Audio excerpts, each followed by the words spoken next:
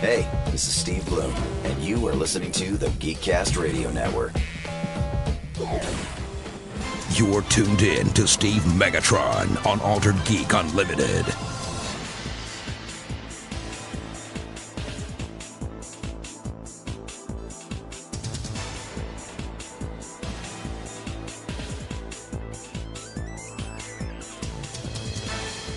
Hello and welcome to Altered Geek Unleashed. I'm your host, Steve Megatron Phillips, and joining me this week are... Steve and Mike.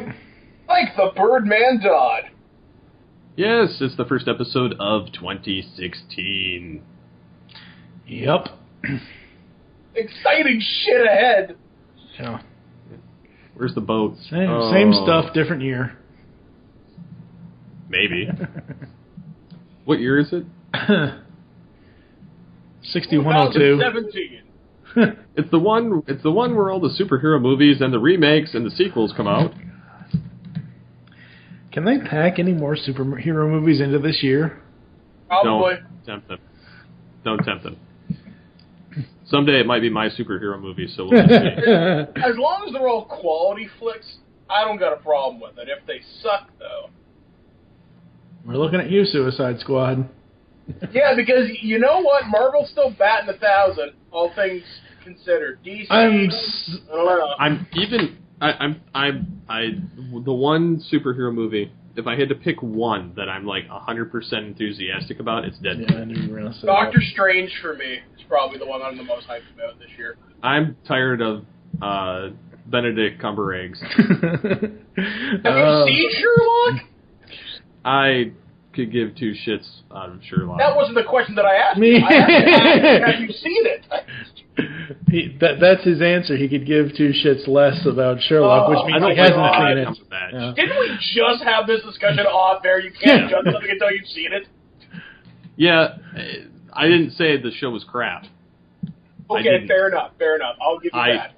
And all I was saying off air was that I read something somewhere where someone said all as they did was remake that 4th episode. Which is that was something I read. Horrible analogy. That was something I read, not something I formed an opinion on. That was something I read online. Since the big elephant's out of the bag here, let's go down our comments of The Force Awakens, since now it is the #1 film of all time. Yes. Which is glorious to say that Titanic has been dethroned, Avatar has been dethroned, which... Although only in the U.S., not the worldwide yet. Yet. It'll get and it. I hate Avatar. Also, The Force Awakens did it in just a little under 3 weeks, whereas Avatar took something like 72 days. That's ridiculous. You know what would have been really impressive and an amazing callback to the Millennium Falcon? If The Force Awakens was able to do it in 12 days, like 12 parsecs. Well, it broke domestic records within 12. In fact, I know it had the biggest single-day opening, biggest weekend. Mm-hmm. It smashed records. Like, it'll be the biggest movie definitely by the end of the year. Mm-hmm. Like, I do not, because there's nothing coming up between now and March except Deadpool that even has a chance to take it off #1. Yeah. I can't think of anything else that even remotely would do something. Honestly, I don't even see the other superhero movies coming close. I think you might see Batman v Superman do big box office, but it's not going to do, obviously, like, Star Wars money. But I think it'll do better than people might think, actually. I've got a feeling. And I think Suicide Squad is going to surprise people, too. I really hope so, actually. I'm sorry. I can't take the lead singer of 30 Seconds to Mars seriously as an actor. I just can't. Have you... Oh, my God. See the Dallas Buyers Club, dude. Jesus Christ. There is so much good shit he's been in. Like, that guy, I think he got nominated for some kind of an award for that. Like, he's a chameleon. Yeah, like, that guy's good. Like, he's really good. Like, hell, do you remember when everybody said, fuck Heath Ledger for the Joker? Mr. 10 Things I Hate About You? Don't judge a book by its cover. You never know. Fired up tonight. The only thing I I'm still stuck on the appearance, but I don't have a problem as long necessarily as he's cool in it. That's what I want. I want a menacing Joker. I think that'd be really cool. Well, this one's going to be like just twisted. It'll be interesting to see. Yeah. But Star Wars. That being said, Star Wars. I went and saw it not the opening weekend. I saw it the second weekend with my brother. And it just happened to be in an empty period of time. Like, it was like a 2:50 showing at one of the local theaters, because there's like 3. Mm-hmm. And the one we went to, they had the real D 3D, so we went and saw it in there. Mm-hmm. There was hardly anybody in there when we sat down, and then it was like half full when we left.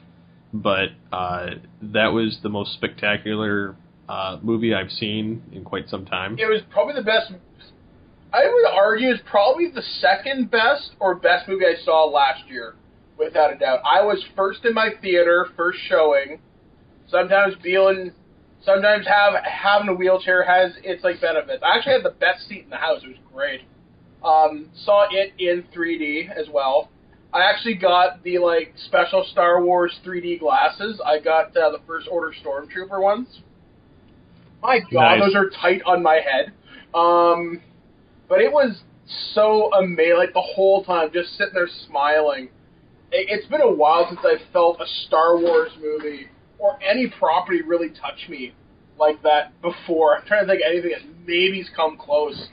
Maybe Avengers, the first time that I saw it.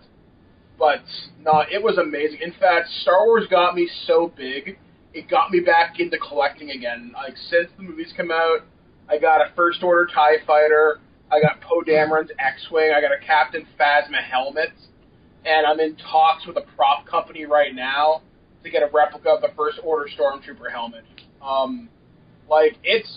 It takes a lot for a property for me to start collecting again, because I said that I could never do it again. But, I don't know, Star Wars The Force Awakens, if the property was handed to the right guy to kickstart something new, like, J.J. Abrams loved this property, and that movie was way funnier than it had any right to be. But it was intelligent. Yeah, funny, and that surprised me too. I'm like, man, this is really funny, and it's not stupid.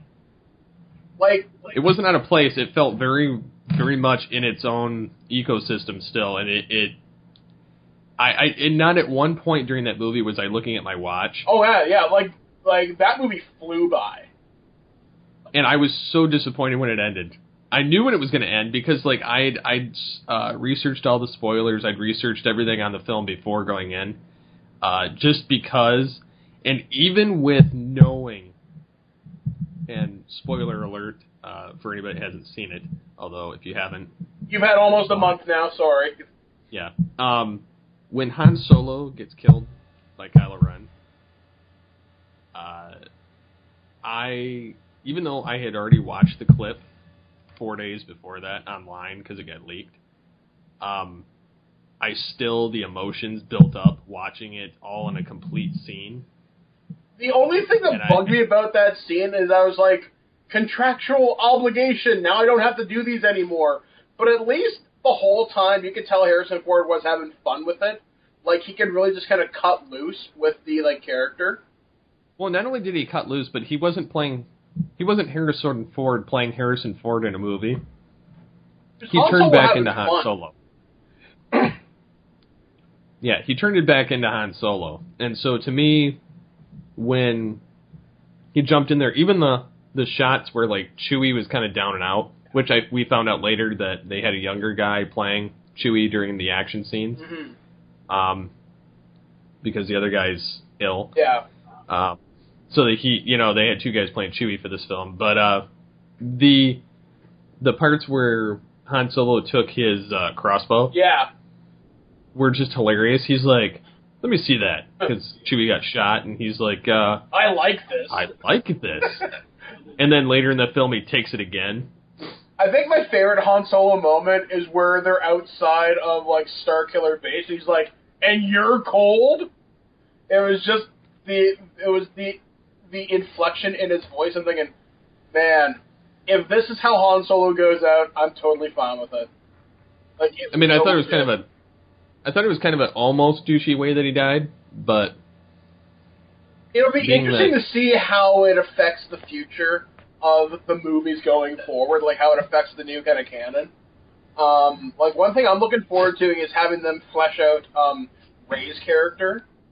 Like, I'm guessing she's Skywalker's daughter. That's my guess. Well, I've seen different rumors that she's either a lost twin, she's Skywalker's daughter, or a Kenobi. A Kenobi would be really interesting. That would actually be really, really cool. I would almost prefer that. Because, you know, but it would make sense if it was Luke's kid, because he would want to get her off the planet without Kylo Ren knowing. It could be, too, because everything... everything that's now canon is Clone Wars, and including Star Wars Rebels. If she happened to be Kanan's kid or Ezra's kid, that might be because they are canon now. Yeah, so the possibilities there, and I think that's kind of amazing. I got sent some books for The Force Awakens from DK Publishing Canada. And it's kind of funny how much they fill in, like, from the movie, and also there is stuff they even pick out of the expanded universe. I mean, there's an entry, for example, on Kylo Ren's lightsaber, why it looks the way it does. It's because the crystal inside of it is cracked, and the crossguard is actually bent. So the lightsaber doesn't essentially blow up in Kylo Ren's hand. And it even makes reference to Star Wars Knights of the Old Republic, which means it's technically not canon, but it's a heavy lean towards it, which I think is absolutely amazing.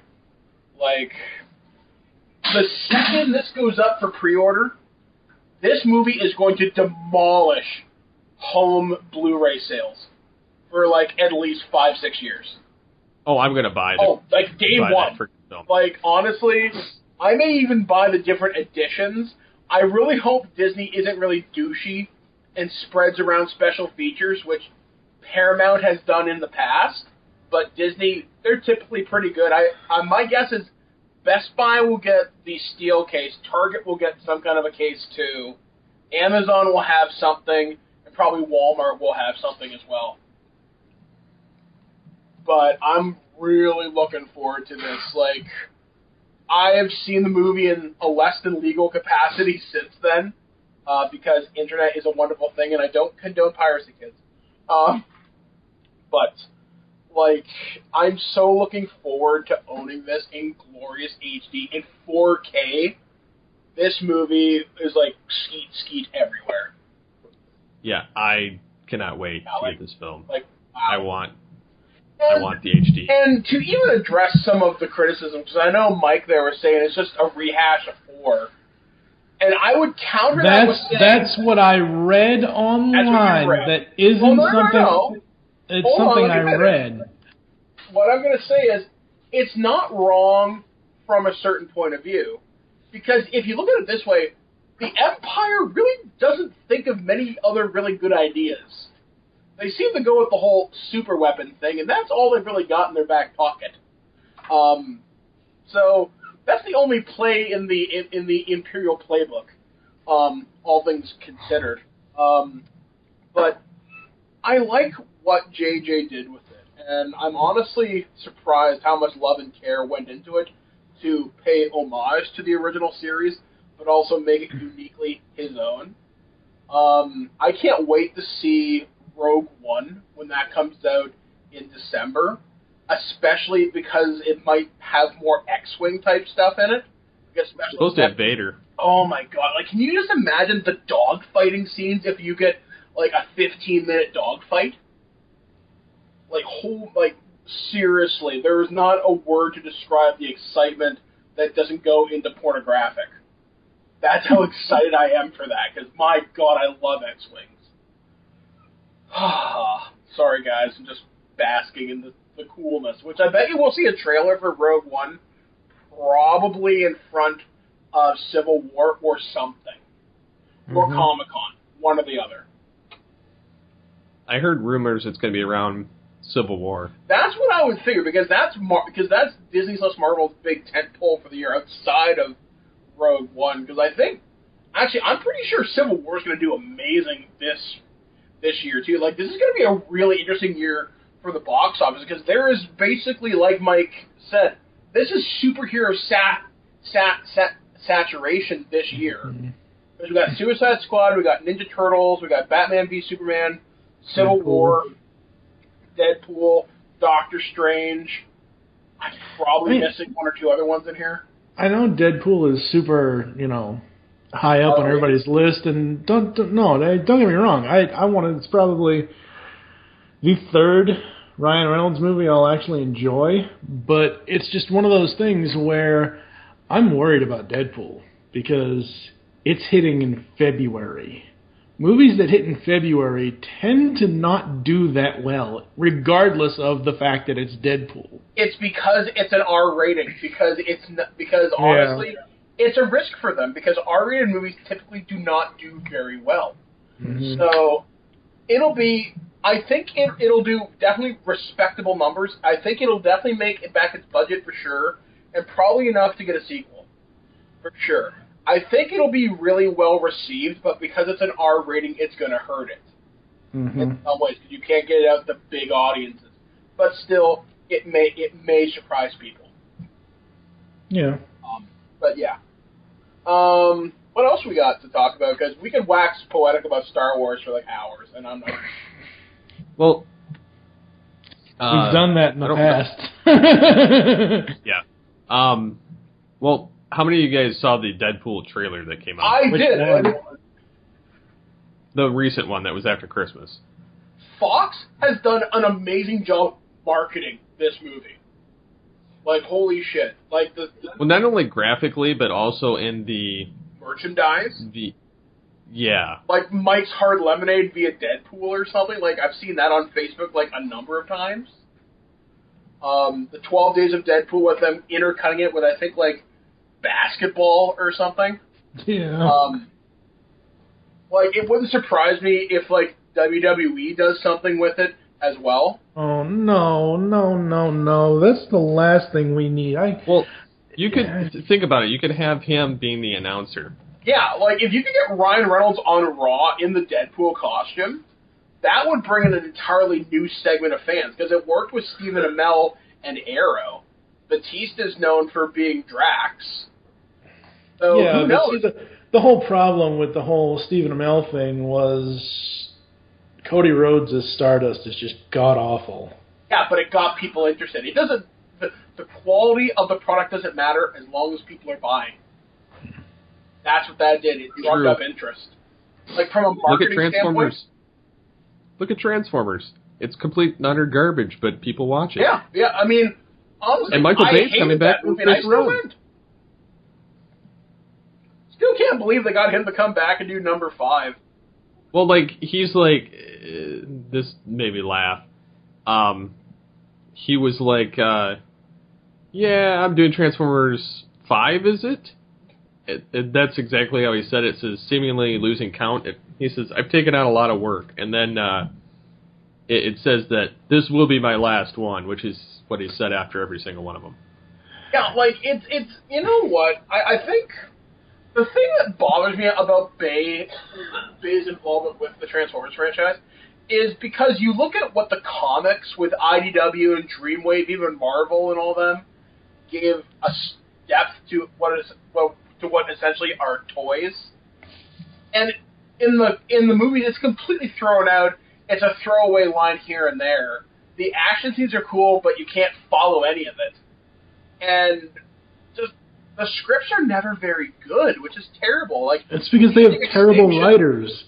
They have absolutely no name. Okay, sure. Kurtzy and Ortzman aside, whatever. Those two aside, the other films, every other film, it's had that Aaron Kruger idiot on there. Who the hell is that guy? And then on top of that, you have Bay because he's the director, obviously. You got him for final script approval, and if he doesn't like or if he doesn't think something will work, he'll go in there and friggin' change it. But at the same time, if you made a movie that people like us would appreciate, it wouldn't succeed. Because you're going to lose the casual audience. It's not even about losing the casual audience. What it's about for me, it's not even about someone like us being put in charge.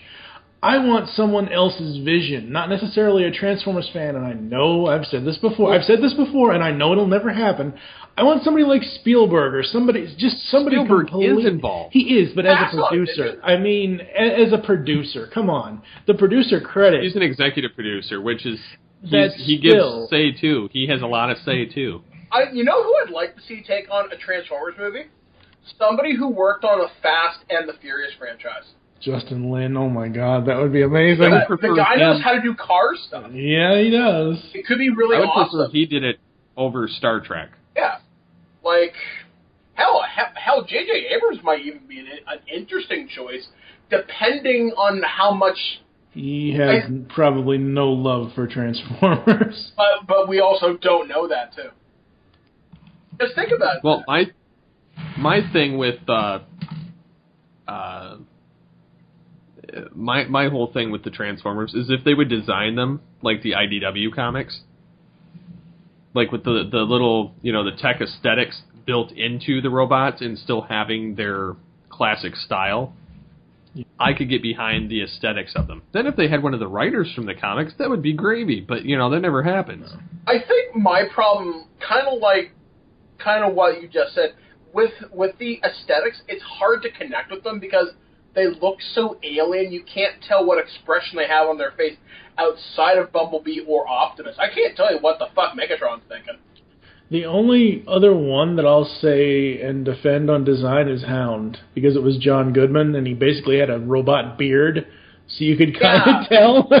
At least that one was interesting. Yeah, that'll give you for sure. The big skepticism for me on Transformers 5 at this point is... what transformation are they going to use for that film? Because if they use the quick, fast change crap that they used in 4, it's going to suck.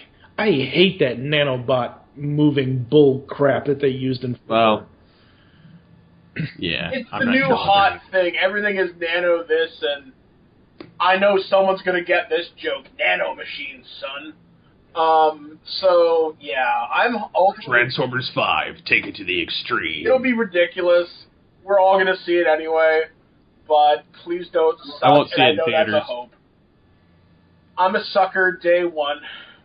Every time. You know what? Michael Bay is cocaine, and I'm going to be there to snort a line of Optimus Prime's ass. Because I'm a whore, and I fully admit that. Moving on. Moving on. He makes terrible stuff. Let's see. Right here is where we should probably put a break. Actually, I thought of something, and this is something that came up this week. Supposedly, Krang is in Ninja Turtles 2. Mm-hmm. Yep, I saw that. Oh my god! Have you seen the leaked toy shot? No. You haven't? No. Oh, put that shit in the chat. I gotta see this.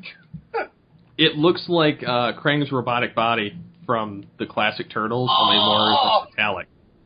Oh my god, I got friends at Playmates. I need to make a phone call. I want one. Oh my god, I'm totally calling someone tomorrow.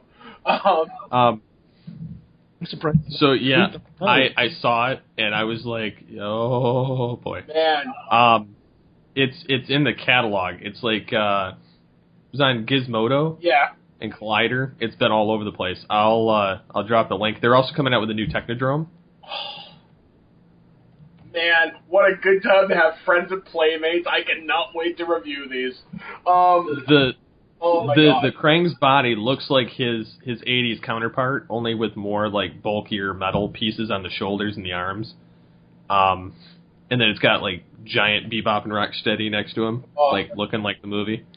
That's gonna be so sick. And I saw these earlier in the week, and I was like, oh. Because, we're never going to get that classic Krang that's supposed to come out. Oh, that's cool looking. You see it? I just saw the Technodrome. Now my Xbox is freaking out, so let's go back to the other one. The Technodrome, the nice part about that is it looks very similar to the original toy. Yeah. Only it's got, like, tentacles on the inside, which is strange. Oh, that Krang's body does look actually kind of cool. It does look. It looks similar to the old one. I'd like to know what scale that figure is, though. Am I guessing? It's if you look at the Technodrome, he's the same size as like Shredder and the Turtles. Okay, so he's about that 4 to 5 inch scale, and that's not bad. When Playmates does the right sculpting and paint applications, their figures can be phenomenal. And their movie figures, while some of the gimmicky stuff did kind of suck, but the basic assortment was really good. So I'm actually expecting a lot of things on this. Looking at that figure, I can see articulation in the knees, the elbows, the ankles, definitely the head, arms. Definitely not. They don't have shoulder articulation. It's just the straight up and down. But if you could put ball joints on Krang, that would be ridiculously cool. Well, maybe they'll make a bigger one. Oh my, yeah! If they like the original. Yeah, if they could make one in that scale. I mean, actually, last year before I had I sold off some of my turtle stuff because being poor sucks. I forgot how big that figure was. Like it stood about 3/4 as tall as the original Technodrome, and that figure still sells for pretty big money right now. I know. I've been looking for one because like mine's like that's why I was hoping the classics one would come out because they might do it again. Actually, depending, it's possible. I really hope so because I'd love to get my hand on the classic because this is the point I've gotten in my collections. I'm liquidating all the original toys, and this is my reasoning. If I can get one that is fully articulated and full detail and looks like the original show compared to that, crappy toy that we got originally, even though it holds nostalgia for me for having had that toy, I would much rather get one that's fully detailed, kind of in the vein of like, the Masterpiece Prime or stuff like that. The classics line of Turtles, for instance. I mean, like, stuff like that is what draws me now, like, as the collector and the nostalgia. I would much rather get that than where they re-released the old 80s Turtles in their original, their original toys, and then just slapped a sticker on it saying 30 years, whatever. I won't buy them because I would much rather get the classics one where it's fully detailed. See, I wouldn't mind getting some of the original 80s stuff, especially if they were to re-release the original Technodrome and the sewer layer, but playsets traditionally do not sell very well, and they're often shelf warmers. So, I don't know. I mean, I'm really hoping that the new figures are amazing. I can't wait to see what the new Turtle van's going to look like, because the last one was actually pretty cool. I think it's going to look more like the Party Wagon from the 80s. Which I think is really neat, especially if they incorporate the play feature to have the shooting like on a sewer lens. I can actually see that working remarkably well. Like, I'm really excited for this movie, and even from the first time I saw the trailer, I'm thinking, you know what, I've actually got some faith in this one. The first one, they were finding their footing, and it wasn't a terrible movie, it just wasn't a great movie. And, I don't know, this one, it's got potential, but if it sucks, it'll be a huge letdown. Yeah, I hated the original, like, so that's... or not the original, the one that we got last time. So I thought it was okay. I called it the second best one we've got. The first, the one from '89 was the best, or '90, I mean. 90, then the remake, and then I'd go Turtles 2, Turtles 3. Actually, no, wait, I put the 2007 one in there too, because I recently watched that over the holidays. And that wasn't bad, actually. I just didn't like it the first time that I saw it. Yeah, like I said, I've gotten to the point where, like, if it's not show accurate, I just don't want nothing to do with it. But with the film, I'm excited for the second one. I have high hopes. You have Bebop, Rocksteady, a real Shredder. You have Krang. The Turtles look more normal. There's a lot more going on. You got Casey Jones. I mean, the amalgamation of all the things that normally we would bitch about in a superhero movie, of too many things going on, is actually going to work in the favor of this movie, I think. Yeah, especially if it has the right tone to it. And Turtles, it exists in such a ridiculous reality. It doesn't need to be hyper realistic. It doesn't have to be Transformers, which tries to take itself entirely too seriously. mean, hell, it's right there in the title, Teenage Mutant Ninja Turtles. It in of itself is stupid, and I think they realize that. So, like I said, this could be awesome if we get Krang. I would so love if they do a third Turtles movie. If you give me the Triceratons and the Fugitoid, I will die a happy man. Or have you seen Carol Trag, or whatever the hell his name is? Yeah. Have you seen the 4th season of the 2012 cartoon? I typically Mark watch Hamill. the seasons after they're over, so I haven't seen any of the 4th yet. Well, Mark Hamill. yeah. Fugitoid shows up. Fugitoid shows up in the 4th season because the 4th And season. that's David Tennant doing the voice, isn't it? That's what I was going to say. It's the Doctor doing the voice. That's really smart casting too. Yeah. Yeah, with Turtles, I'm really looking forward to it. My only real gripe from what we've seen so far, it's more of something I like and something I'm kind of anxious about as far as how they're going to play it. You notice in the trailers, we never hear Rocksteady's voice as he's the Rhino. We only hear him grunting and whatever else. I like that because I'm sorry, there ain't no way in hell I can believe Rocksteady with an Irish friggin' accent because it's Seamus. Well, then again, look at Daniel Craig. He can talk American. I know, but I'm just saying, it just, like, I can see Seamus as the human version of Rocksteady, and that's fine, but... I kind of wish they'd done, if they did the like, Russian version they did from the cartoon. The 2012 kind of cartoon, awesome. Yeah. Or they could have got Cam Clark and Barry Gordon back for the voices of them. I will say, I'm actually really I really want to see what they're going to do with, I think it's Tyler Perry playing Baxter Stockman. Yeah. Because that guy gets a lot of shit, and sometimes he'll do something amazing. Sometimes. Magda, fuck that. But you never know. I'm kind of... You mean Medea? Yeah, or Medea and Magda. I'm hoping here. Please don't suck. Please let my faith not be misplaced. But yeah, it's... Like I said, there's so much to look forward to this year. I mean, movies is going to be fantastic. Video games is going to be even better this year. Mm-hmm. Steve, for example, we get Mass Effect Andromeda this year. I know, I can't wait. Oh my god, get hyped for that. Uncharted 4 comes out this year. Thief's End, which should be really good. What else? One thing I'd love to talk about, because this is insane. So Oculus Rift got priced this past week. And I don't know a whole shit ton about it, but I know it's $600 for the headset. And you have to upgrade your computer to high hell to even run this thing. I'm not sure how well this thing's going to do.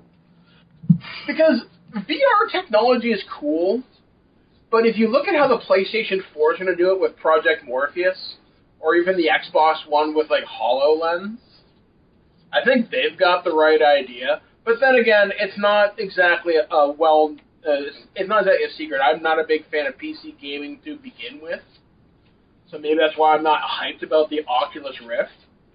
But $600 for what's essentially an add-on to your computer. So, Steve, I know you're the computer guy here. What do you think about that? Screw it.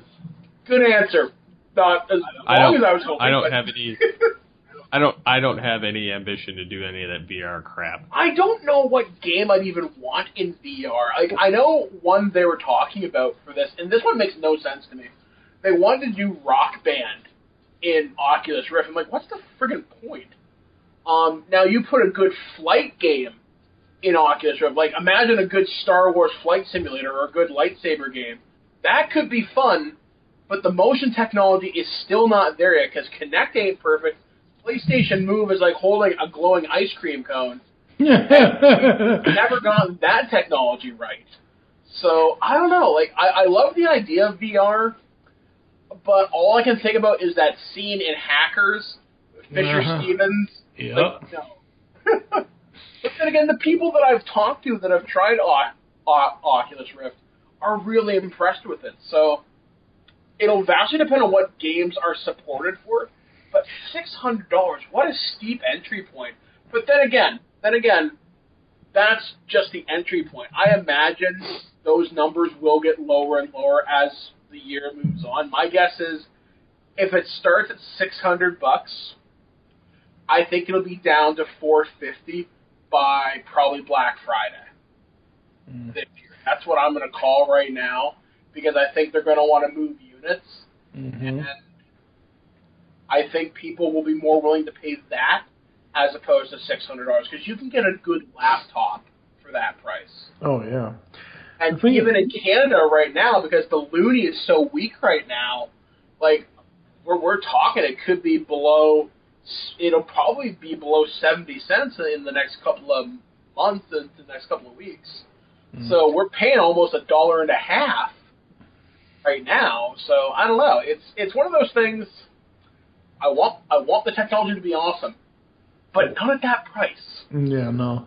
The only game I can think of that would be really awesome with this is the that old Star Wars arcade game where you had the 3 missions. You had Star Wars Yavin, Hoth. Trilogy. Yes, Yavin, Hoth, and Endor. That would be amazing on this. I would like. You know what game might work? It's a game that came out year before last, 2014. It was called Alien Isolation. And it's this survival horror game obviously set in the Alien universe where literally, oh sure, you can shoot the alien. It's not going to die. You can run from it and hide from it. But if you have the right immersion with Oculus Rift at a game like that, that could be phenomenal. Because it would literally put you in the environment with the right, if you had the right surround sound setup, and if the goggles worked with your head as you peered around, that could be really, really freaking cool. Now, obviously, if you could do 4D, but I don't think you're exactly going to put yourself in a motion chair and spray yourself with water and shit. No. But you know what? The technology could be there in like maybe 10 years. Have that kind of an entertainment experience. I used to live in Niagara Falls when I went to college like a million years ago. And we used to have this attraction on Clifton Hill, which is like the big kind of tourist area. And it was like this dinosaur adventure thing, and it was called Presented to You in 4D. And during certain parts of the event, they'd spray water in your face, your chair would shake, you'd get fog or something like that. And I remember reading somewhere, like a couple of years ago, they figured out a way how to replicate smells, like artificially. So if you could bring that into the gaming space or even into the entertainment space as a whole, imagine a movie where you could smell the exhaust from a car or the burn of like jet fuel or gun smoke from like a gun or something. Imagine how games are going to look like in 10 years. Oh yeah. If technology keeps going the way that it's going.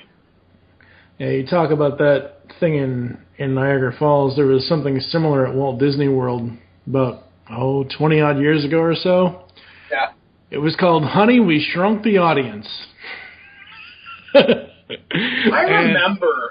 It was Honey, I Shrunk the Audience, and it was the same similar kind of ride. You go in, you sit down, the seats start moving, you feel something under your feet, supposed to be the mouse or whatever that got out or whatever, and at the end of it, the dog sneezes and you get sprayed with water. That reminds me, I mean, I remember there being a bunch of really cool theme park rides, like in like big places like that. Now, did the Transformers ride, has that officially come out yet? Because I know they're talking about it years ago. Out in California, yeah. Is it any good? Have we heard anything about it? I can ask my buddy Optibotimus on Twitter. I was always curious to see how that turned out. Because, like, sometimes the right movies get really cool things. Like, I remember there was the Back to the Future ride when I went out to California, like, 5-6 years ago, they were still doing the Waterworld stunt show at Universal Studios. There was the King Kong ride, but I think that's more part of the Universal Studios tour thing. Transformers, there was Star Trek The Experience, which I'm really surprised they haven't revisited that. Like, I'm really surprised. When I went to Las Vegas 2 years ago, they had a CSI. It wasn't a ride, but it was an experience. You had to solve a crime. And that was pretty cool, actually. I'm trying to think of other things that would work as a ride or an experience. Well, the big obvious one, I know Disney's doing Star Wars Land in like 2 or 3 years. They already have Star Tours. I mean... Yeah, but they're going to do like an entire theme park that's nothing but Star Wars stuff. Which is awesome. Which is, my God, I haven't taken my honeymoon yet, and I've been married for like 5 years. I want to go there. My God, can you imagine, like, because I know in the Magic Kingdom, they're not allowed to break character. So if you ask a stormtrooper for directions, he's going to bark it at you. That's going to be kind of awesome. Or someone, if you run into like a Wookiee, he has to speak to you in like Wookiee or something. That's going to be really, really cool. Just seeing all the crazy things they're going to pull out. I also remember, I think this is in California or it's in Japan. It's one or the other. I know, two radical extremes. They're going to have like a Nintendo theme park too. So you can like visit the Mushroom Kingdom with like Mario, Peach, and Toadstool and all that shit. Wow. I know in Japan they have a Resident Evil experience where they actually give you like airsoft guns or like paintball guns and you can actually shoot zombies and stuff. I'm surprised no one's done that with The Walking Dead yet, actually. Just saying. Actually, you know, once again, sorry, I'm just waxing philosophical here. Do you know how easy it would be to create a really good Ghostbusters show with lasers? Like, you do it in groups of, like, say, 10 people or something. Give them a proton pack, which is basically just like a laser.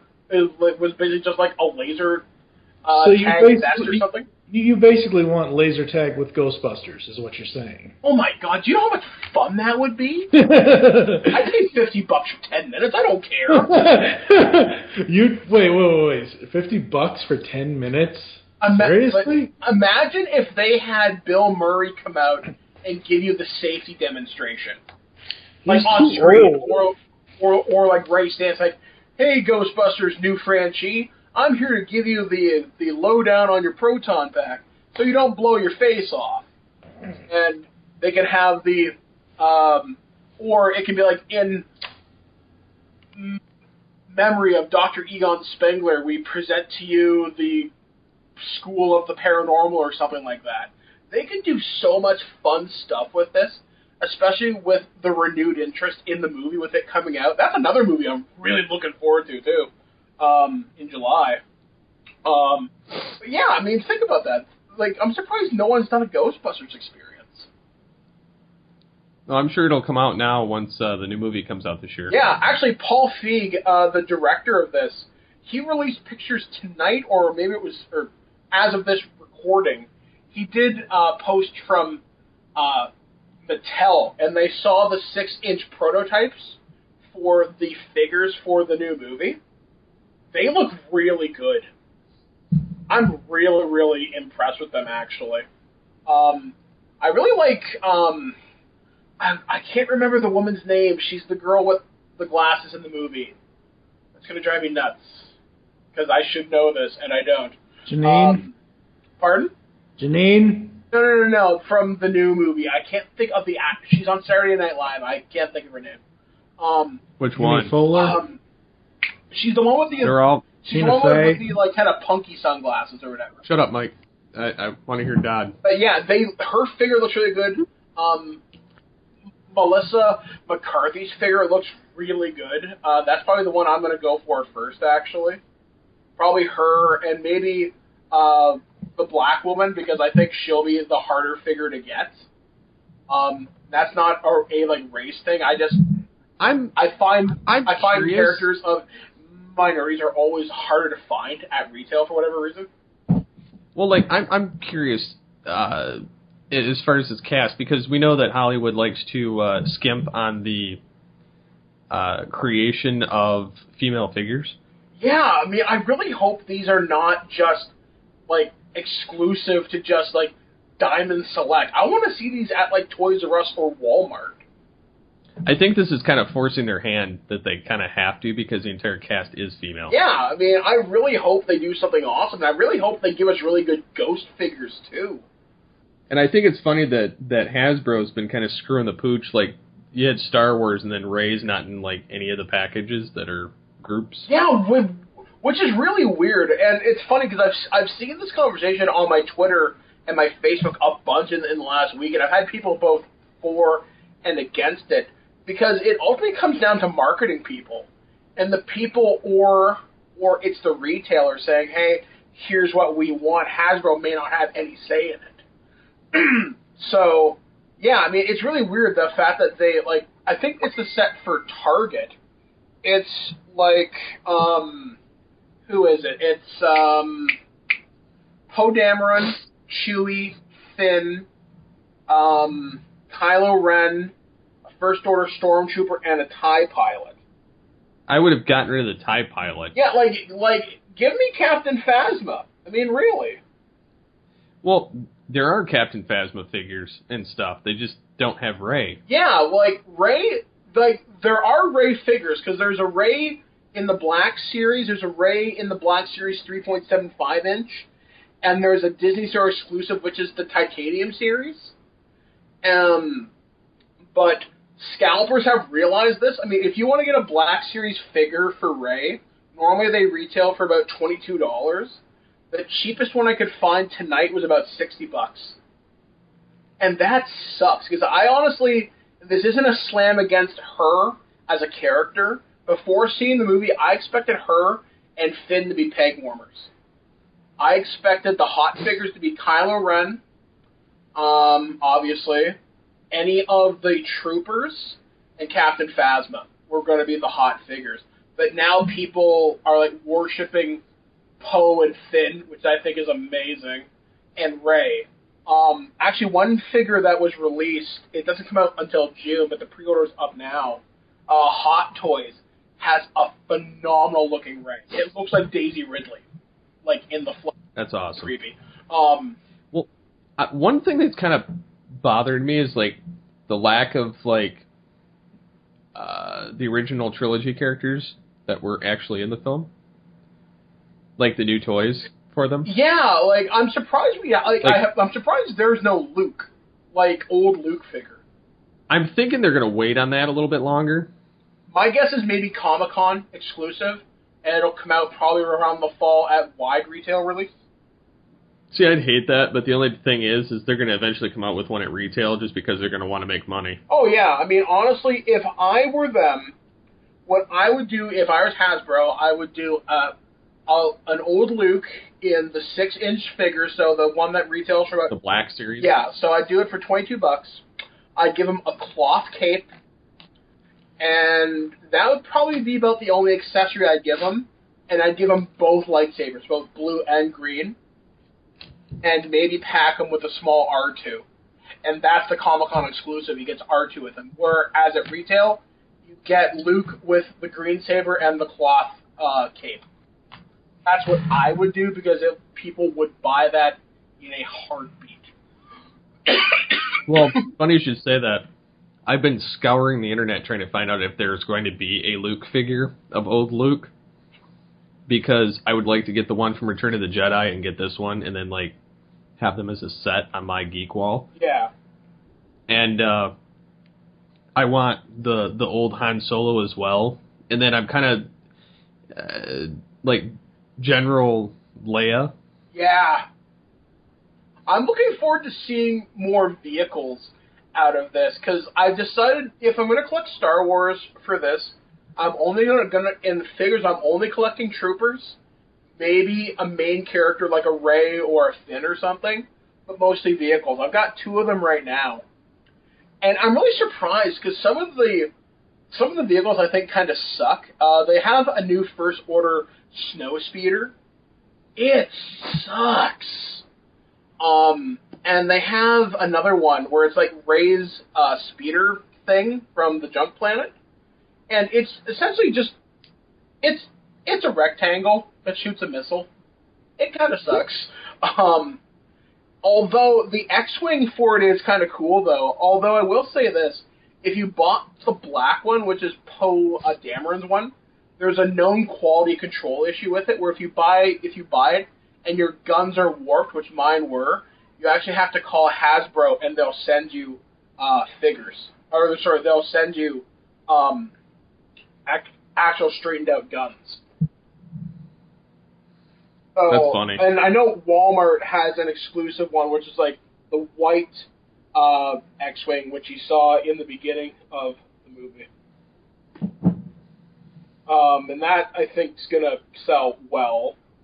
I'm actually kind of surprised. I'm really hoping they'll do something for, like,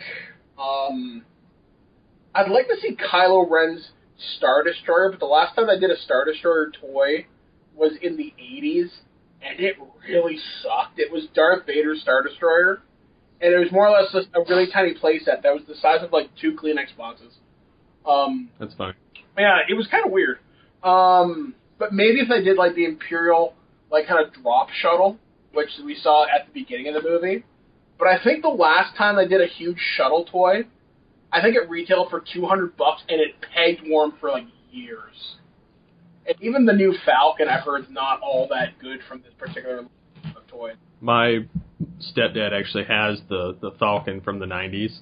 That is golden.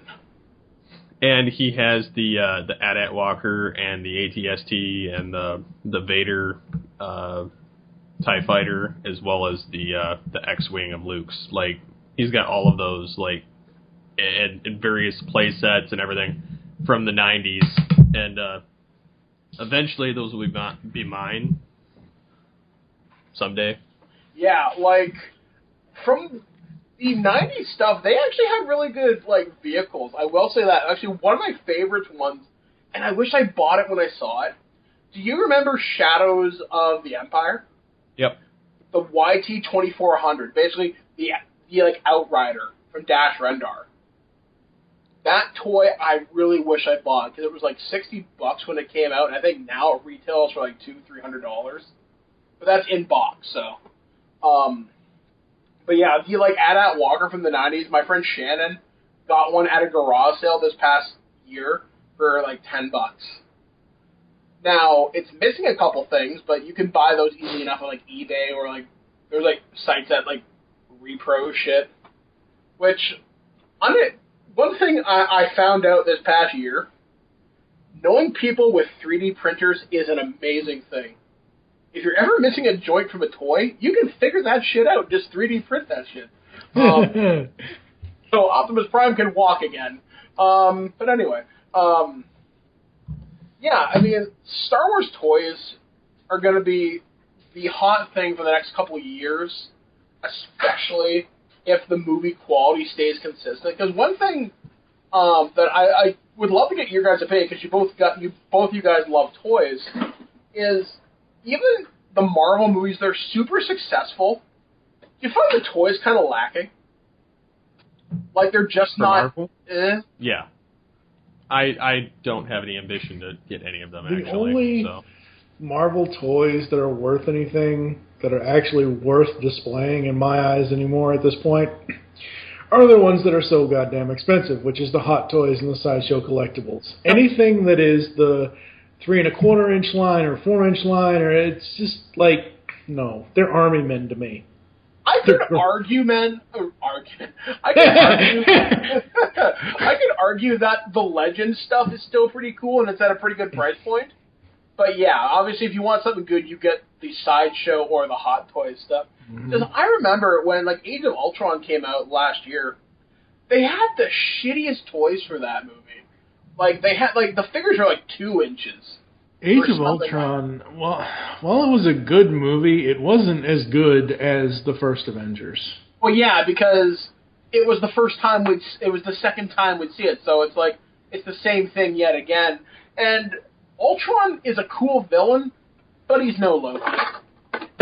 And that's the thing, though. Loki had charm. James Spader played an amazing Ultron, but the character just wasn't there. You know what I mean? I just don't think the plot was there, because the plot in that movie, they essentially... I didn't start enjoying the movie until Tony realized what the hell he had to do in order to defeat Ultron and bring Jarvis back and obviously create Vision. Like, the first half of that movie is like, oh my god, world ending, guess what? You know, it's like, why don't we just throw a Death Star at the thing or something? I don't know. It just, the first half of Age of Ultron just didn't really sit with me too well. It's a very uneven movie, and even in the merchandise department, it felt very uneven too, because I know one of the big things of last year, people were like talking about this, and people are still talking about it. It was very hard to find a Black Widow figure for that movie. And same with Guardians of the Galaxy back in 2014. You couldn't find a Gamora figure to save your life. That's because no matter what toy company it is, female figures do not sell. No, it's not female figures do not sell, and it's not that there's no demand. It's the fact that the stores intentionally don't order them. Yeah, because so in lieu of that, the stores causing this prevent people from getting them, because then the companies decide, they aren't selling because they only ordered them, one in a case, and then that's it.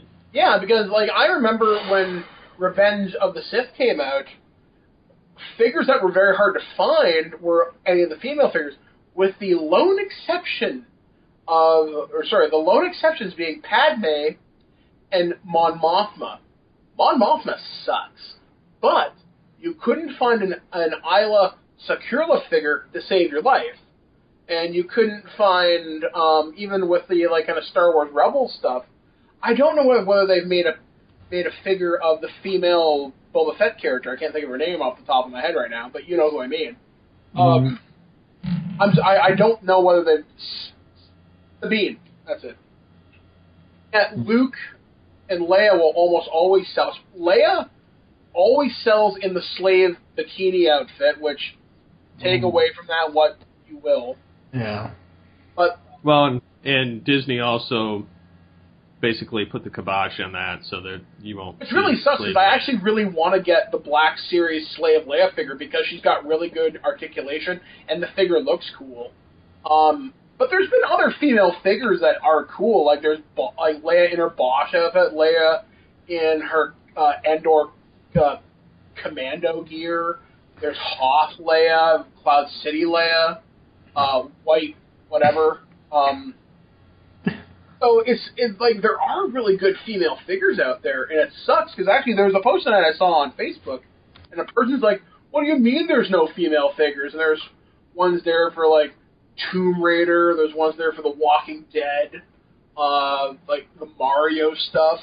Hell, Amiibos are a really good example of female figures. One of my favorite figures from that line is Zero Suit Samus, which it's an amazingly cool sculpt too. There's Princess Toadstool. I think Pauline got a figure too, but I'm not 100% sure. So I don't know. I think the representation's there, but I think, Steve, you pretty much hit it right on the head there. Stores are afraid to order it because they don't want it sitting on the shelf and then getting clearance for 50 cents in 3 months. And I think they think it's going to shelf warm. The funny thing is they buy all these obscure characters that nobody even knows who the hell they are in the film. Oh, yeah. Those are your shelf warmers. Oh, yeah. Once again, to go back to Revenge of the Sith, I remember my local Walmart had shit tons of Mon Mothma, Mas Amedda, Nemoidian Guard, and Polis Masan Scientist or something. So, okay, you've got the robot that delivers Padme's twins, a guard that is on screen for all of a second and a half, Mas Amedda, who hangs up behind Palpatine and has one line, and Mon Mothma, who shows up for a second and has no lines. Why would you not stock the good characters? The only thing I can think of from her is many Bothans died to bring us this information. And you know what? I don't even think her character got a gun. I can't remember what. I think she got like a microphone or something. Jesus it was lame to Christ. begin with. Have you guys seen the? It's been going around all day today, all day yesterday, I think too. About how fans are launching the petition to bring back Lucas for Episode 9. What? Yeah. Why? He's already checked out. Yeah. Okay. Here's my thing. Like, this has been going on for since as of this recording, since Wednesday night of this current week here. I've seen it and seen it and seen it. Oh my God! Fans launch petition to bring back George Lucas to direct Episode 9. He sold his shit. He's done. He got paid. Get somebody else in that damn director's. And for the life of me, I don't understand why JJ isn't directing all three of them. Honestly, seriously. Don't get me wrong. I'm more than willing to give any other director a shot, but I don't get, JJ Who's directing Episode 8? I don't. The same guy that wrote 8 and 9. Okay. Oh, it's the guy from Jurassic World, isn't it? No, he did Looper. Okay. And, no, the guy who did Jurassic World, he's doing the Boba Fett movie, isn't he? I think so. Or he's doing Rogue One, or something like that. I don't know. Either way, I mean, yeah, Lucas sold his crap, and I don't know, I've seen so many arguments on this, where Lucas has gone on record saying he doesn't like The Force Awakens and all this crap. I think he's bitter that people liked it more than his stuff, in a way. According to that kind of this, makes me sad. According to this, in August of last year, Colin Trevorrow was announced as the director of Episode 9. As of June 20th of 2014, Ryan Johnson was announced as writer and director of Episode 8. Now, this guy has done stuff, let's see here. He's done Looper. That's the main one. It was a wicked movie if you haven't seen it. Yeah, Looper, The Brothers Bloom, Brick, yeah, pretty much. Wow, this movie should be awesome. I loved Brick. He directed, 3 episodes of Breaking Bad as well. Well, then it's in pretty good hands then, I'd say. Yeah. And if they got the guy from Jurassic World to do the Boba Fett movie or the Han Solo movie, it should all things be pretty cool too, actually. Now, hopefully these movies won't suck, because that's the big thing. I think ultimately, if Rogue One sucks, I wonder what's going to happen to the Han Solo and the Boba Fett movies. The only thing I've seen about the Han Solo movie is that it's someone saying about where it's going to be set, that it's going to essentially be set around 10 years previous to A New Hope. That makes sense, and that's a pretty good timeline, because he would have been kicked out of the Imperial Academy at this point, and he'd be in the corporate sector, I think. Mm. So that's a pretty good time to set the movie. Mind you, I don't know I don't know if what I just said is still canon anymore. See, that's the funny thing. You've said this, Steve has said this, everybody in the world has said this. They've thrown out the old expanded universe.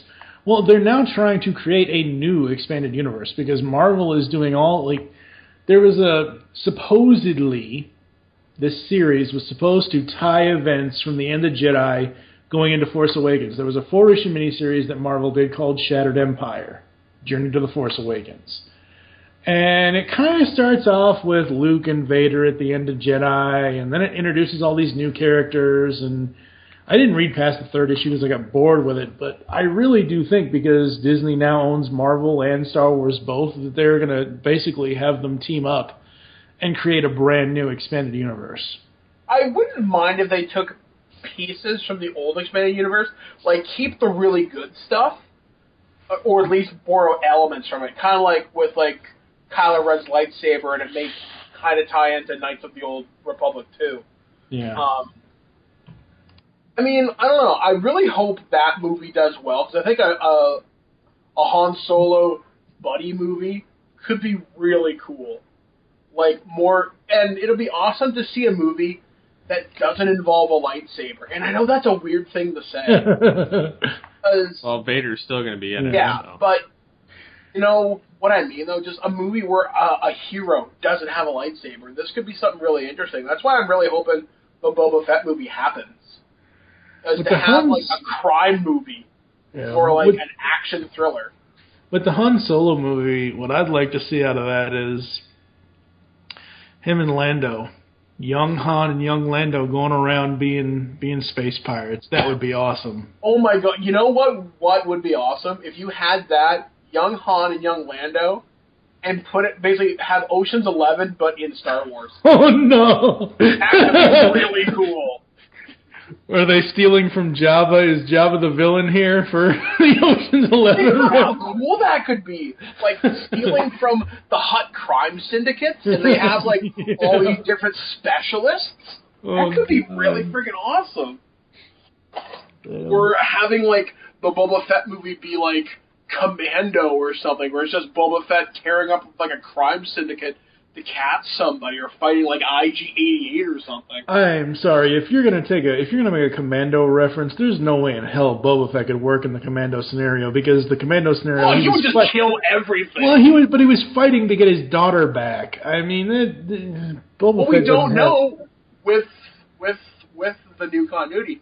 Maybe Boba Fett had a kid. Oh God. I prefer to think that he still is dead inside the Sarlacc's stomach. I don't know. I liked a lot of the expanded universe stuff with Fett, but I'm like a Mandalorian slut, so I really can't say much beyond that. Another movie that would be interesting. This podcast, you've called yourself a whore and a slut all in the span of an hour. It's true, and I'm snorting cocaine off the Brian's bumper. It's a terrible way to go. But yeah, I mean, ultimately, I don't know. Like I've said before, and I really mean this. It's an exciting time to be a movie fan, because you see they're taking so many risks with stuff. Like, hell, look at Jurassic World. They basically threw out Jurassic Park 2 and 3. Like, oh yeah, didn't happen. And even with, like, Star Wars, like I said, they threw out the expanded universe, which people have known for, like, almost 30 years now. And it's a whole new continuity. Like, everything's getting rebooted with varying degrees of success. Some awesome, some not so awesome. You want to hear something really depressing? Someone said, I don't know, earlier this week, maybe it was last week, either on Twitter or Facebook, I can't remember where it was. Someone said, with the now new trilogy coming, the original movies 4, 5, and 6 are now the prequels. That's true. It's depressing as hell. You know what's weird, though? I like how each trilogy now has a very distinctive feel. Because I'm a prequel apologist. I like the prequels. I even like number 2. I only apologize for Revenge. I ignore Phantom. I love Revenge. I ignore Phantom, and I just can't stand Attack because of the fucking love story. Oh, God, that's so hard. Yeah, if you could trim some of the love story out of number 2, that flick's not bad. It's got some pretty cool stuff in it. I just think the problem is with it. It was like half baked. You know what I mean? Like if that script had spent about 6 more months being written and fine tuned, maybe we would have got something a little more awesome. But I think they really underplayed how big a part the clone army really kind of played in it, and they never made Count Dooku a credible threat. Ultimately, they never should have killed Maul, but what are you going to do? That second movie suffered tremendously because of the fact that it was primarily all CGI. Yeah, and that's what I like about Abrams. It's almost all practical. Well, and so is Batman vs. Superman. Yeah, I mean, practical effects 9 times out of 10 will almost always look better. I mean, hell, one example that I love to do, you look at a zombie movie versus The Walking Dead. The Walking Dead will always look better because 9 times out of 10 it's practical effects. Yeah, there's some CG stuff where you can't put a machete through someone's head realistically, but you can do it in post to make it look cool. So yeah, I mean that's another thing too. We're seeing a lot more people go back to practical effects now and practical props and everything. Like some of the stuff out of Force Awakens, I cannot wait to see what 501st does with this stuff. Like, I can't wait to see a 501st Flame Trooper in there. Well, the whole bringing back practical effects thing, it's the same thing as what happened in the early 80s, throughout the whole decade of the 80s. It was all practical effects for a lot of stuff. And then in the 90s and the 2000s, we ended up with CGI. Well, I'd say it was the later half of the 90s, but yeah. Right, but what I'm saying is that in the 80s, we also had 3D glasses, and those went out really fast, and now they're coming back. I can't think of many 3D movies from the 80s outside of Friday the 13th Part 3, Jaws the Revenge, or was that Jaws? I don't know, one of them Jaws movies, who knows? And Freddy's Dead, but that was 1990, I want to say? Freddy's Dead, The Final Nightmare was 91, I believe. Yeah. So, but what I'm saying is, 3D was in back then, and then it went out for the longest time. Practical effects were in back then, and then we went to CGI, and now both 3D and practical effects are coming back. I'm kind of glad people seem to be moving away from 3D. I don't see very many movies that take use of it just right. Right. Or even with like CG effects. One of my favorite movies that's very CG heavy was the original Sin City. Mm-hmm. And another movie that did it well, but it looks so fake, but so fake that it's unique. Do you guys remember a movie came out, like, I want to say 2004? It was called Sky Captain in the World of Tomorrow. Yeah. That looked weird, but I really liked it because it was weird looking. Yeah. That entire movie, I'm pretty sure, was shot on a sound stage. I can't remember there being many practical sets for that movie at all. But it looked so unique. That's why I'm hoping more people, like I said, move towards practical effect if they can. I mean, one movie series that never used a lot of CG, and I'm very thankful for it, was the Aliens movie, with the exception of 3 and 4. They didn't have a lot of guys in suits. It was very much CG, especially for the dog runner alien. Never. I don't know. Like I said, there's some really, really cool shit happening in Hollywood, and I just hope they stay the course and take exciting risks with stuff and don't be afraid to try something new. And like I think one of the biggest, boldest moves was when Star Wars wiped out EU to do their own thing. This is something none of us have any idea about, and for once, it's exciting for that. I like the fact that I don't know shit about, oh, well, if you read this book, this happens. I love that idea. Yep. Anyway. But, yeah. Should we call the show now? Because we've been yipping for, like, what now? Yeah. Yeah, I was going to bring up the fact that Deathstorm's coming to the Flash, and then Penguin's dad is going to be on Flash. Pee Wee Herman's going to be on Gotham, people. I'm just I'm looking forward to the Flash and King Shark. Because I love the idea. It's just a big guy who's a shark. It's ridiculous. And Legends of Tomorrow's in, 2 weeks? Yep. That's going to be so cool. I think I may actually watch that show right from the start. There's going to be an episode called Dawn of Justice League. Oh! And then they're going to have the Suicide Squad trailer. Oh, that reminds me, too. Something that got canceled today is TNT. Teen Titans. Yeah, they're not going to do Teen Titans, and I'm kind of okay with that. Because it's not like they'd have the budget to do it justice anyway. They don't need to do it. Teen Titans does not deserve a live-action movie right now at this moment. Maybe in a couple of years. I can't see it being super successful because it would be so special effects heavy. The show would be like, okay, here's our season, 4 episodes. We're done now. See you in a year. Yeah. But you look at television and superheroes. We said earlier that this year is going to be filled with superhero saturation. Not that that's a bad thing, but you look at TV now. Supergirl's on Monday, Flash is on Tuesday, Wednesday is Arrow, and then Thursday is Legends. So basically, 4 out of the 7 days every week you have superhero shows. And and I want to say... Gotham, too. Gotham and Supergirl are on the same night, so If we're talking comic book shows, I know Preacher comes out at some point this year. Yep. Jessica Jones just wrapped up, so Daredevil Season 2 starts in, like, March 18th, I say. Oh, that skull was awesome. Oh, my God. I can't wait to see John Bernthal as the Punisher. Holy shit. I still kind of, I mean, I'm not saying anything against the guy, but I still kind of wish they would have gone back to Thomas Jane, but I'll go into this with an open mind as far as... I think the thing is that Thomas Jane makes a good movie Punisher.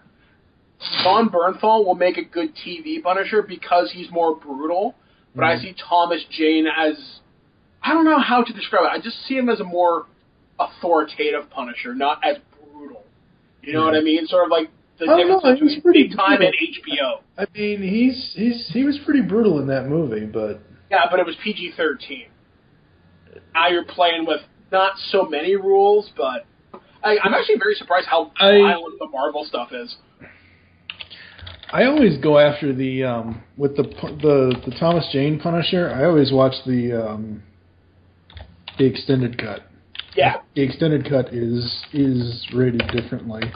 I do like the Warzone Punisher too. Ray Stevenson, or I think that was his name. Yeah, I liked it because he was so over the top. He was so great. I even like Dolph Lundgren from a certain point of view. Oh no! I love Lou Gossett Jr. But anyway, yeah, like it's gonna be a good time on TV too. Which another show I just got into over the holiday break here.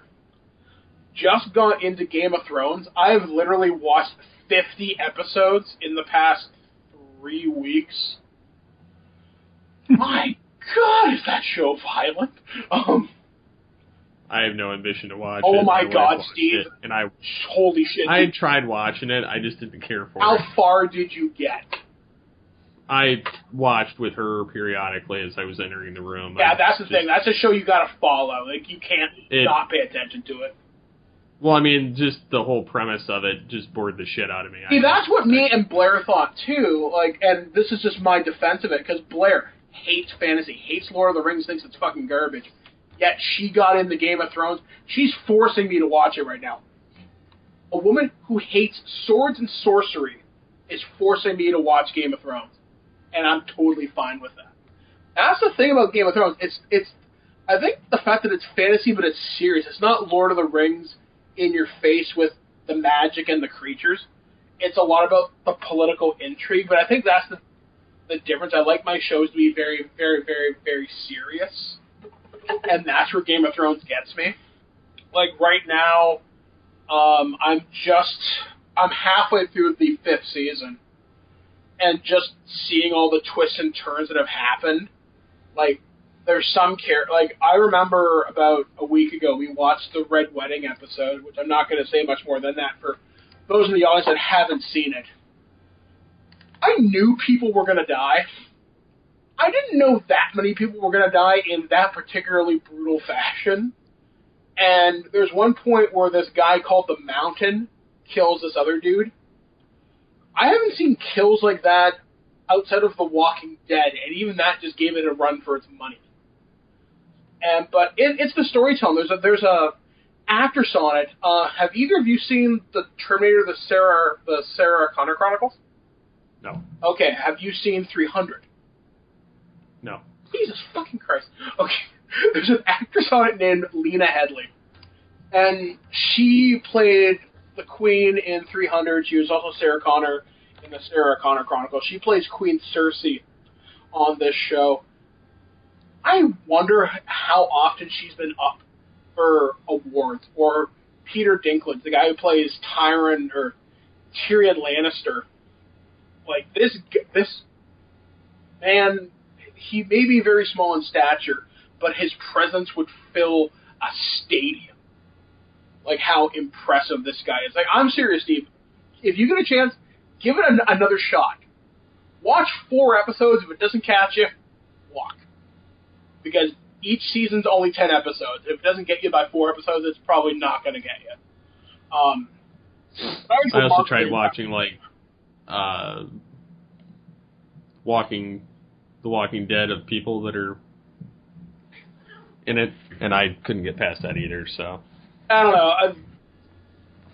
I guess that's, I don't know, I'm very open to what I'll watch on TV with, like, that sort of See, thing. I'm very closed. I'll watch certain things, and then there's certain things I'll watch and certain things I won't, and then if it's kind of in there, I just am like, no. I don't like to turn myself off of experiences. I'm always very open to that sort of thing. That's why I'm really glad I gave Game of Thrones a chance, because I didn't expect it to take me like it did. And now I don't know what to fill that void with, because the sixth season doesn't come out until April. So now I need to find something that's equally violent and intense. Now all I can think of is Malcolm McDowell in the Amazon Fire promotion. You've fallen into a show hole. It's so true. Like, there's another show I want to watch. It's called Black Sails. I've heard it's like Assassin's Creed Pirates. So I'm like, okay, I'm interested. That seems kind of cool. Because as much as I love superhero shows, those are the shows I like to binge watch. I don't like waiting week to week with those ones. With the exception of Agents of S.H.I.E.L.D., because that's the show I'm really committed to. Like, I'm Mr. Hardcore MCU. Yet with The Flash, I like to be able to sit down and watch 3 or 4 episodes in a row. I don't like waiting week to week, and I know that sounds really weird. It works for certain people. Yeah, and Walking Dead, that's a show, waiting week to week sucks because you want to know what the hell happened. I think it comes back in like a month or something like that. Actually, you guys might know this. When does Comic Book Men come back? It seems like it didn't have a very long season this year. I haven't watched Comic Book Men since the 3rd season. I stopped. I just don't watch it anymore. As much as I want to say I'm a fan of it, the last season and a half has been really, really weak. Yeah, I just couldn't watch it anymore. I got really tired of just some of the stupid crap they would do. Yeah, I mean, I want to know more about the store and the stuff as opposed to here's stupid antic number 5. Yeah. Let's go. Oh God, this is so. I don't even remember what season this was, but I know it wasn't season 1. I know that much. Ming's like, oh, let's go to the auction house, and I'm like, oh, you gotta be kidding. And is that where they try to buy the guy's collection back for him or something? Something like that. I don't remember. I think that was the season 2 finale. I think. I don't know. They were at some auction house waiting for some toy auction or something, and I'm like, you people run a comic book store. I want to see. When Comic Book Men first came out, the first thing I thought of was it's Kevin Smith. It's Kevin Smith's version of Pawn Stars, is essentially what it is. And yeah, you're right. I want to see more about the stash. I want to see more about that than I want to see them go out on stupid adventures. See, I'm okay as long as the adventures have a good payoff. Like, at the auction house, if they were to get, say, a great Garluin package for like $150, that toy I think is worth something like $600-700. It's a monster toy from the 60s. Or hey, here's a bunch of Remco monsters or something. That's interesting to me. Like, if you could find a match between Jordan Hembrough's The Toy Hunter and Comic Book Men beats Pawn Stars, I think I might be more into it. But it just seems like the last couple seasons have been really, really, really weak. Toy Hunter was so okay. The problem with Toy Hunter is I don't like it's factually inaccurate. I don't know. Some of his stuff is really well researched, but I don't like how he'd offer people peanuts for prototypes. Yeah, hey, I've got all these box things. Here's $25. Like, no. Yeah, he's essentially ripping people off. Yeah. Thank God one show never really got off the ground. There was a show when Toy Hunter first launched. There was a second show. I forget where it was. I think it was A&E or so. It was somewhere. No, it was the opposite channel, like TLC, and then there was the Travel Channel. Each one had their own. Right, but I think the one I'm talking about happened on A&E first, and then it moved somewhere else, and then it failed. It's called Collection Intervention. Yeah, yep. I remember that. And then they had started in Canada. Oh, they had a couple of Transformer guys on it. Yeah, they did. I just like. Is that the guy that had the golden Optimus Prime from Japan or something? I think so. I think so. Yeah. I remember one Transformers episode. This guy had like 30 different Trypticons, 30. He had basically multiples of the same toy, and over and over and over again. And the reason why he said that he wanted to sell them or get rid of them was because he had a kid on the way or whatever else. But just, that whole show's premise was god awful. See, I like when it means something. Like if a guy's selling off his stuff to pay off medical bills, or it means something. Right. Yeah. Opposed to, I have 30 Trypticons. Why do you have 30 Trypticons? Yeah. What the fuck is wrong with you? Exactly.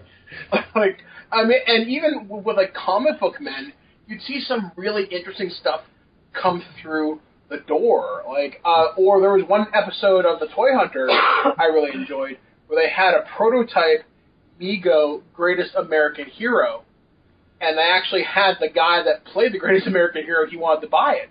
Mm-hmm. Or I think CM Punk bought something, or maybe it was some guy from UFC or something, on like the rocket-firing Boba Fett for like $20,000. Yeah, well, no. Jordan found that, or he got it, or somewhere else, and then he went to the convention, and someone else came up and spent the $17,000 or whatever. Wow, which is so insane. I mean, you got to admire the fact that he can convince you. Like, you have all these rare things, you want to sell it for $25. Yeah, he basically Jedi mind tricks you. Yeah, pretty much.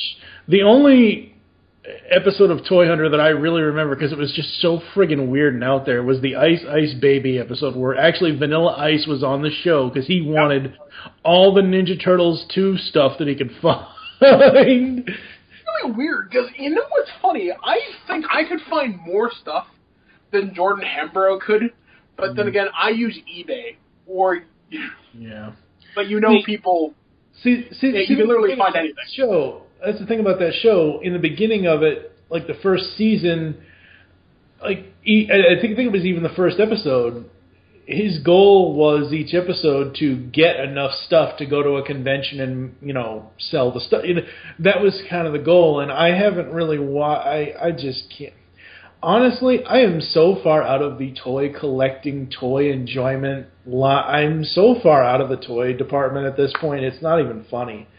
I only keep up with certain lines, really, but I don't collect. I just keep my world in the toy news, so to speak. I would rather see a cool comic cover or something than a toy. Like, I will say that, like, for the most part, I jump towards, like, when I'm at a convention, I glance at the toys, don't get me wrong, and then I sit there and say, I wish I had money to buy these, and then I walk past them and I go right to the art tables, because I can get something that looks like something I would want, and then I can put it in a frame, put it on my wall, and not only is it not taking up a lot of space, but it's also something I can look at and enjoy at the same capacity I would a toy, albeit not using all that space or money. Right. Yeah, I don't like buying toys at conventions because I know the price is marked up. Yeah. Or it has to be rare as shit, and I have to not be able to find it on eBay for more than 25% markup. Now, I've gone to, like, when I went to BotCon, they were realistically priced on everything. Like, which is the stuff that was impressive. hard to find. What's that? I said, that's impressive. I find certain communities will take care of their own. Which is what happened at this. Like, you might find a couple dollar markup, but there was nothing like... You could go to the next booth and it would be like a $3 difference. Yeah. I mean, it was just... It was realistic on everything that you wanted to get. So I mentioned earlier I'd rather have a cool comic cover than actually deal with collecting toys. Coming up in March, IDW is going to do this thing called Deviations, and there's going to be a Transformers issue where one of this is a series of one shots. The sub cover for one of them is what if Optimus Prime never died in '86, and the cover is Hot Rod and Cup and Megatron and Optimus in the background, and it's Hot Rod saying, "I've got to help Prime," and it's Cup saying, "Stay away, lad. That's Prime's fight, and if you try to interfere, I'll stop you. One shall stand, one shall fall. Optimus Prime and Megatron duel to the death, and only one will survive."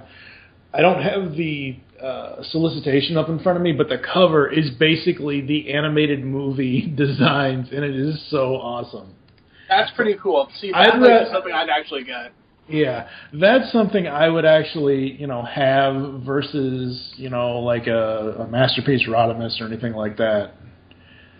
I don't know. I like toys, but then again, I like to have something that I can quote-unquote play with. I mean... you want something tangible. Yeah, exactly. I mean, like, this past week, for example, I was talking to Blair, and I'm thinking, I think I like my TIE Fighter more than my X-Wing toy. And I never thought I'd say that, but I don't know, there's something about how well the TIE Fighter displays compared to the X-Wing.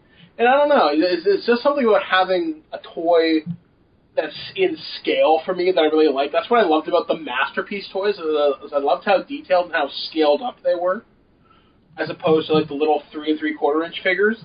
Like, that's one thing about Star Wars, unless they were the super articulated versions, they suck, and it sucks, because the new Star Wars Black Series, which are the 3.75 inches, Hasbro sent me a couple samples of those, and the worst one I got was a Princess Leia as Bosch, and it's so shitty, because I was hauling out some of my Star Wars toys because I wanted to decorate my like new shelves that I got, and I got all my Revenge of the Sith toys out. And I got a VOTC, which is the Vintage Original Trilogy Collection, Scout Trooper. That thing has 20 points of articulation. Leia has maybe 5. And I'm thinking, Jesus Christ, man, what the fuck happened? But yeah, there's just, I don't know, there's something about big toys I love, but I could never collect the really huge ones. Like, I know right now, if you go to Target or Walmart, you can get a giant Stormtrooper for $150. Jesus. What the hell am I going to do with a 4-foot Stormtrooper? Oh, I love those old things where, and this will be the last thing I bring up, I love those old things. You ever go into Sharper Image? I remember this clear as day, 2002, go into Sharper Image. Life-size version of Tobey Maguire's Spider-Man. Who the hell would want that? I don't know. It depends. What is the pose like? It was a traditional Spidey stand kind of pose, but it was like I just don't get the whole giant, oversized statue things for your 1-bedroom apartment, 3-bedroom house, whatever. I just like that. One of the coolest ones I saw, but it was $8,000. Was a Terminator exoskeleton, but the eyes lit up, which I think was kind of cool. But I'm thinking $8,000. Yeah, that's... At least you get the gun. Yeah, I don't know. And the whole thing with me and toys, and Steve knows this. I started a toy podcast on the network when we first started, and I was really, I had a whole huge toy collection. I had my original Castle Grayskull from 35 some odd years ago now, and had all the He-Man classic toys from the current Mattel line or whatever else, and just something in my brain just snapped, and I'm like, I just don't care about this stuff anymore. I don't care about. I've had to sell off my stuff. I mean, and I did too. I mean, I had financial things come up, and I had to sell off my stuff as well. But I never, after I had to sell all my toys off, I never went, I jumped into comics. I never went back and never had the itch to get my toys back. I don't know. I never did. I buy comics now, but I don't read them as much as I should. Well, and see, that's why that's why I quit collecting them, is because I don't actually go back into them. I do it digitally, so it's so much easier for me. Because it's like hard drive space, at which point, who cares? Well, it's Comixology's website space, but yeah. Yeah, exactly. I mean, I don't know. I'm a very tangible person. I love things. And I also love the thrill of restoring something. One of the things I was the most proud of was restoring my original Ghostbusters Firehouse. I got that thing as a shell, and I rebuilt it, everything. The only thing I was missing was the fire pole and one part of the containment unit. I had the sign, which is rare as shit. I had the ghost for the containment unit. I had the doors. I even got reproduction stickers, and I redid everything. I took a little sanding thing, and I took off all the scratches that were in the plastic. This thing looked like it came off the assembly line back in 1986. Mm-hmm. That was fun. That's what I enjoy about toys, is restoring them. Yeah. When it comes to collecting tangible things at this point, for me, it's either artist prints or T-shirts from Ripped Apparel, honestly. That's really where my collecting is these days.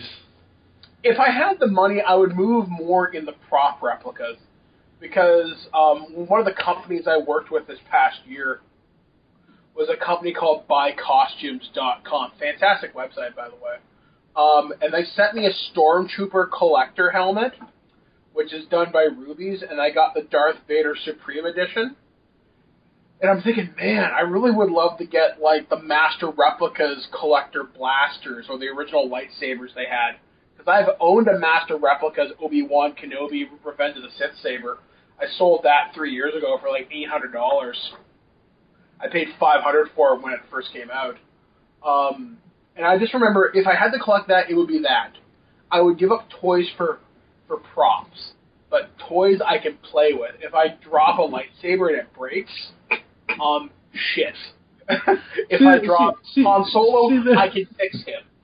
See, that's the thing. You want to play with your toys. You want to relive. And don't get me wrong, reliving your childhood is great. We all want to relive our childhoods. That's fine.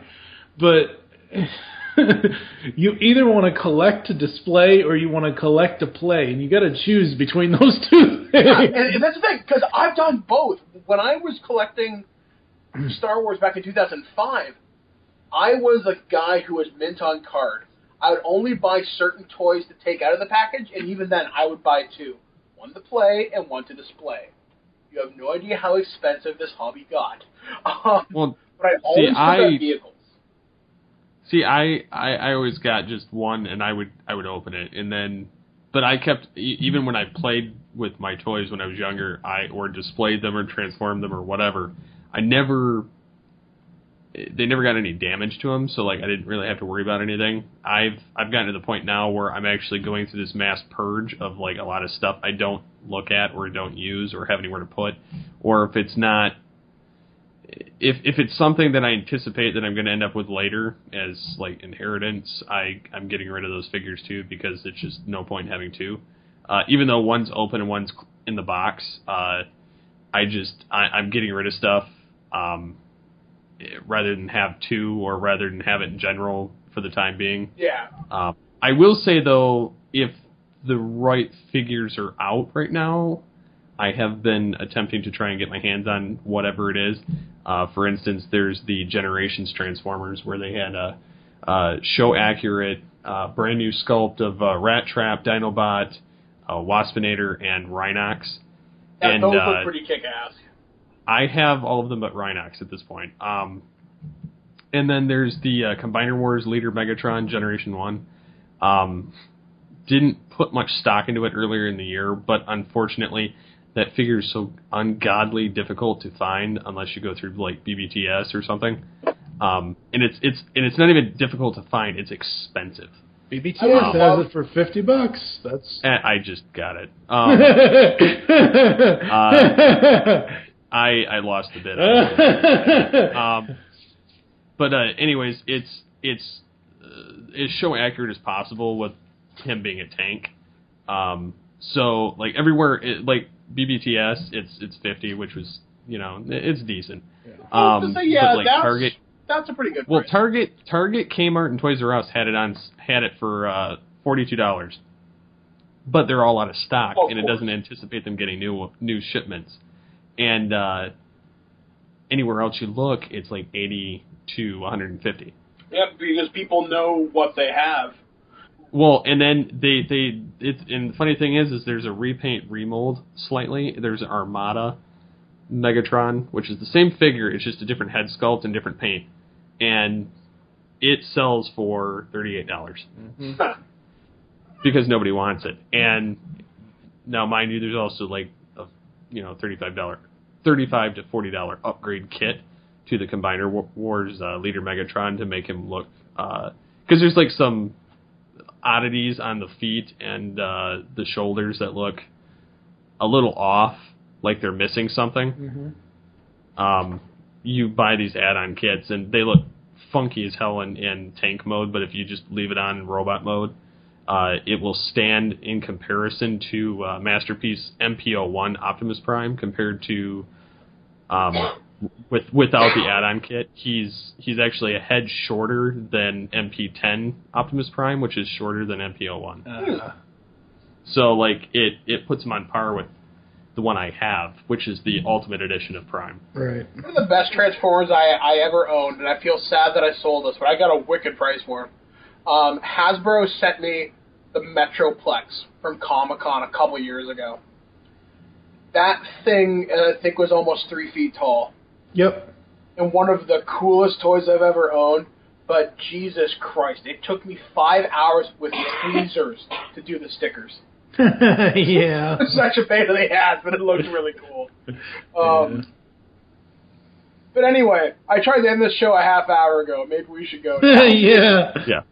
So, next week I plan to have, I'm going to have us kind of talk about a couple different things, but one of them, we're attempting to redo our office right now, and we're going to build a custom desk.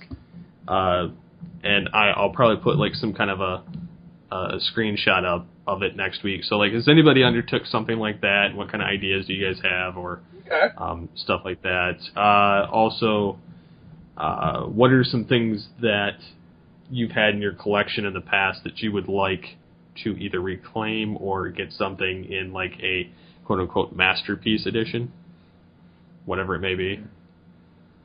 So, just little things to throw out there. All right, good times. So, anything you guys want to promote before we go? Yes. So the podcast that I work with, Terrible Warriors, we're going to be releasing a new episode, a new campaign. Our short-form campaign is Furry Road, which is After the Bomb, which is basically it's mutants and Mad Max, so that should be pretty kick-ass. And we're also doing my Star Wars Embers of the Jedi long-form campaign, so that'll be a new episode coming up fairly soon. We record the next episode on Sunday. There is a new boss roll coming out. Hopefully, I'm hoping next week I'm going to record one over the weekend. Me and Jamie are recording a new prototype talking about 2016 coming up in gaming, making very early E3 predictions, what we're going to see. So we'll see how many we get right in like 6 months. And finally, I'm back on Twig doing Nerd News as of next Friday, but I start back on Monday, so looking forward to being back doing shows, and of course I love doing things here on Altered Geeks, so always good stuff coming up from us here at Twig. Oh, and I'm back on Video Game Sophistry on AM 640, which airs Sunday nights at 7 to 8 p.m. You can find that on am640toronto.com or Edge 102.1 on the Course Radio Network. Alrighty. For me, let's see, Showtime Synergy, which is our gem review show. We're going to be doing our Truly Outrageous Top 30 Countdown. We are going to be interviewing the singing voice of Gem, Britta Phillips. We are going to also be reviewing the film. And we've got some comic stuff coming up for the Gem show. The Pull Bag, we've got Boom Studios is launching Mighty Morphin Power Rangers number 0 next week, so we'll have a review of that. JT and I are going to do Batmite issues 1 to 6, the miniseries that DC did last year with Batmite. Geekcast Radio, somewhere between now and our 7th year anniversary, June 1st, we're going to have 9 episodes that are going to be top 9s of a certain decade, so that'll be coming. We've got the 3rd annual awards going on. Steve, you want to talk about that? Yeah, this is a continuation, obviously, the 3rd year going.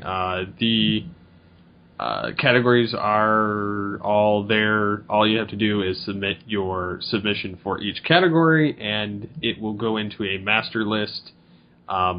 The important dates, which are also on the webpage, there's a banner at the top of the website.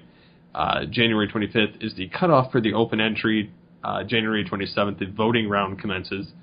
And then February 17th, the voting will end on that, and the GCRN Awards podcast will be on February 26th.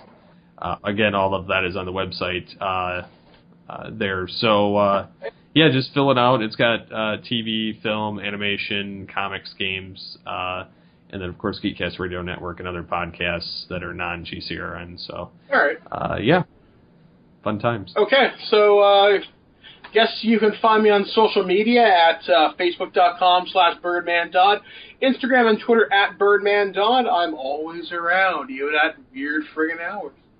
And you can get me on social media at SCP21 and Blanchard. TFG and Mike. So until next time, get Altered Geek Geeky with the Altered Geeks. Toys are fun!